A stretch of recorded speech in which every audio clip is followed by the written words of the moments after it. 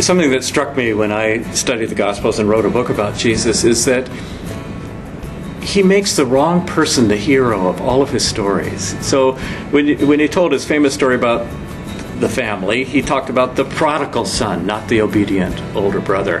When he told the story about a beggar named Lazarus and the rich man, Lazarus is the hero. We don't even know the rich man's name. We live in a world that tells us certain things are really important. Beauty, popularity, and we pick it up almost kind of subconsciously. We look on the front of magazines, and what do you see? You see beautiful people. When did you last see a magazine cover that had a fat person or a spotty person on it? And we're told that, well, this is what really counts, what really matters, or popularity, that's what really counts. So people do certain things and act in certain ways, trying to be popular, trying to fit in. I remember in my day, we used to have a particular walk. If you wanted to be in with the crowd, you had to have a particular walk. It looked like you had chronic constipation, but you did it because you wanted to fit in. And then Jesus comes along and says, look, actually these things are not really the things that count. He says, it's not the first, the first shall be last, it's the last who shall be first. We didn't come to be served, we come to serve. He said, what does it profit if you gain the entire world and lose your soul? And if you read the Sermon on the Mount, he says it's those who mourn, it's those who are persecuted, those who are poor, those are the blessed ones. Well, that's radically different than the message that barrages us every day from radio, from television, from the magazines. Jesus says the most important thing in life is love.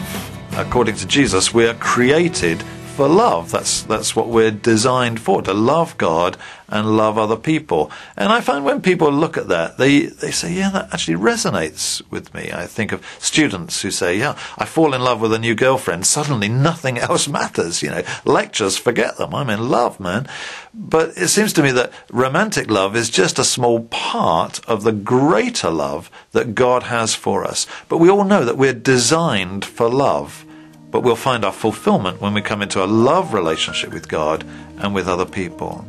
Of all the commandments, which is the most important? The most important one, answered Jesus, is this. Hear, O Israel, the Lord our God, the Lord is one. Love the Lord your God with all your heart and with all your soul and with all your mind and with all your strength. The second is this, love your neighbour as yourself. There is no commandment greater than these. Many religious teachers had some sort of rule, a rule of reciprocity, of you should treat others as you would treat yourself. But they're very different, their rules. For instance, before Christ, in the Hindu version, the Confucian version, the Buddhist version, and in the rabbinic version, they're all expressed negatively of what you shouldn't do. That they were ethics of prohibition, not obligation. Secondly, some of the teachers attached a motive to it, that actually it's in your own interest to treat people that way, so that they treat you accordingly. Confucius did this, that it might go well with you in your family and in the wider community. And then other teachers, again, limited the scope of it. So neighbour was understood to be somebody from your tribe or your religion. And that's true of the rabbinic Jews, and it's true also of the Islamic Hadith, where the rule only applies to brother Muslim. Love your enemies.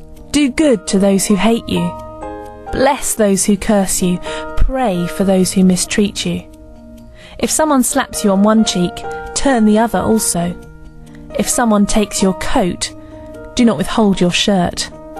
Give to everyone who asks you, and if anyone takes what belongs to you, do not demand it back. Do to others as you would have them do to you. Jesus teaches us that we must love our enemies. And generally speaking, we don't like enemies very much. They're not very nice. But Jesus says you've got to love them. And we need to learn to love even the most difficult, the most violent people. And I have been challenged myself to actually love those I find most difficult.